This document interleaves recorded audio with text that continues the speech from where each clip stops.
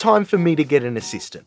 One who can learn how I manage my files and data, set up my sessions in Pro Tools, and what they must look like for me to jump in and start mixing. So whether you're my future assistant or just somebody who wants to snoop around and see how I set up my sessions, smash the like button, subscribe, don't forget to tick the notification bell, and for my future assistant, please remember Command S is your best friend. So first, Mac Automator. This is a little application I made to set up all my projects with, and it just creates the whole folder hierarchy for a particular project. The number of that project is going to be the invoice number or the number in the email I send out to my assistant. So 1, 2, 3, 4, we're going to pretend, and the client name here is the name of the client. So it'll be John Smith. We're going to click OK, and that's going to automatically take us to our shared Dropbox folder, which is a directory of all the projects at the studio, and we're going to choose to save it in that folder. Now we're going to see up here in the top left, when we execute, there should be a 1, 2, 3, 4, John Smith. Now we'll go into that folder to see what's going on there. Now in this folder there are 3 subfolders: Project Assets, Project Deliverables, and Project Sessions. Project Assets is where we're going to actually download our stems into. Next thing we have to do is we need to download the stems. And when we download these stems, we actually want to download these into the Project Assets folder labeled Stems Original. Now the stems I get my clients to send me over are production stems. They're wet, with effects, and should null to the original mix. So that's what we're going to do now. We're going to create a blank session here. 1, 2, 3, 4 underscore John Smith null test. Okay, let's create that. And we want to create it actually at the sample rate and bit depth of the files. So if we just get the info of one of these, get info, we will see that it's 48 kilohertz. The bit depth can be 32. Let's create that. Projects, 1, 2, 3, 4. Project session, 1, 2, 3, 4. The null. Now it's important we create this session under Project Sessions. Now this is just a null test we're doing, but if ever stems are updated or resent to us, we can always refer back to this original session to import them, double check everything, and continue going. So what we're going to do is we're going to go stems original. We'll drag all these in. So what I've done here is I've inverted the phase on the reference mix, and when I unmute it against the stems, pretty much everything should cancel out. Let's have a look. Walked into the door.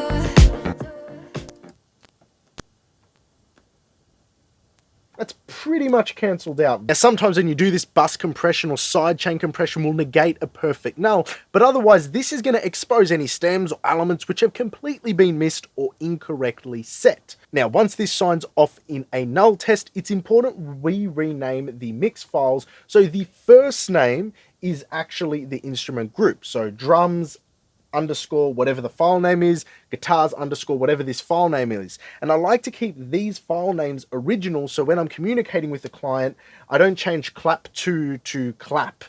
If they refer to clap 2, I know exactly which stem they're referring to. So all we do is put a word in front of it of the instrument group, and I'll just do that now.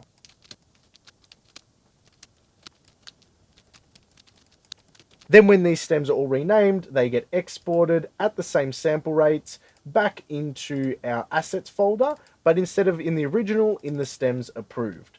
So now we can go ahead and export that. All right, so now we're going to actually set up the mixing session. We're going to use my mixing template. If you're my assistant, you're going to have local access to that. If you're watching this and want access to my mixing template, there's a link in the description below where you can get it from. The sample rate's going to be the native sample rate of these stems, and we're going to just name it the project number underscore song name, and we're going to press create, and we're going to create that now, and of course that's going to be in the project sessions folder here. Before you start importing the audio files, just double check your preferences are set in processing to have the automatic copy files on import enabled. And this is very, very important, because what this enables us to do is when we drag our audio files in, it's going to copy them into the directory audio files in Pro Tools, which means that if ever the assets folder is lost or compromised, or this session gets moved around, the files which are linked to it in the sessions, the regions, is always linked, and you'll never lose that linkage. So just make sure this setting here is always enabled. So we're going to click OK, and then what we're going to do is we're going to get these bad boys, these stems here, and just drag them into the clips region. We're going to drag the reference mix, which I like to moniker with 00 at the start of it, into the reference channel. So we're going to drag that to there. Okay, and then what we're going to do is we're going to drag all of these stems onto their appropriate channels in the template. If you need more channels, it's as simple as clicking on one and right clicking, duplicate as many versions of the snare or the kick of a guitar that you need. And the reason why that's important is because all of this has my routing already enabled in it. Don't create a new channel, duplicate the ones here because you get all the routing, all the sends, all my normal plugins already available to use. Right, so now those are all in, I'm just going to make inactive any of the channels which I'm not going to need for this mix. Those ones. Be careful when you do this that you don't make inactive any of the parallel channels just because they don't have any audio regions, because those auxiliary channels are still very important. So we're just going to hide and make those inactive. All right, so now it's important to gain stage these channels, and I use a program called Defaulter in Pro Tools. And what this is going to enable me to do is to get my peak level of every channel or every audio region going into the channel strip at -6 decibels true peak. And then what I do is after that gain stage is up or down to that peak, I compensate the inverse on the volume fader. So if it goes up 6 decibels to feed the channel a little bit hotter, I compensate on the output so the overall mix still stays the same before I actually jump into it.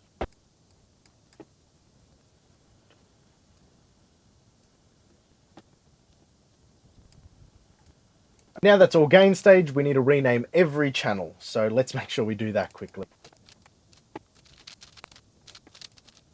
Now they're all renamed, we can strip the silence. What I like to do is zoom in so the waveforms are really big, and I like to find my softest waveform first, because what that enables me to do, usually it's one of the effects ones, and then use that really soft waveform to set my threshold.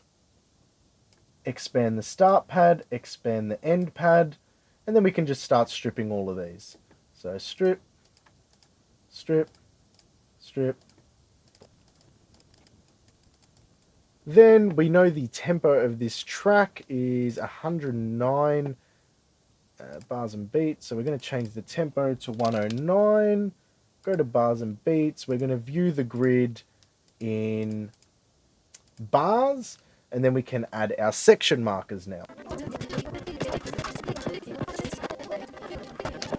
So now that's all done, we're going to record enable this first channel here, which is just prints the mix output. And we're going to just print that quickly now.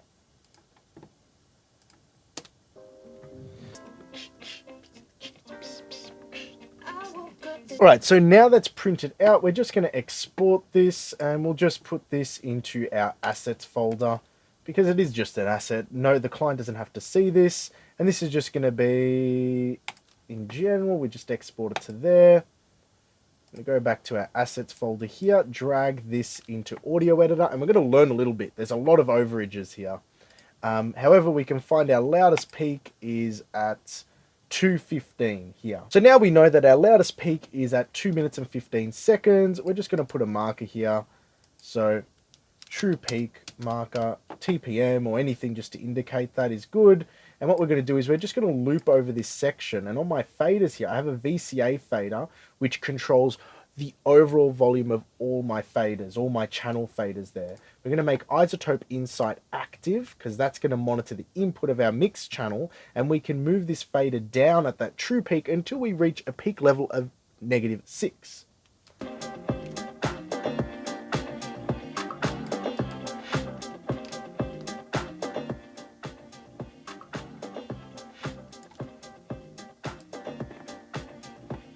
Right.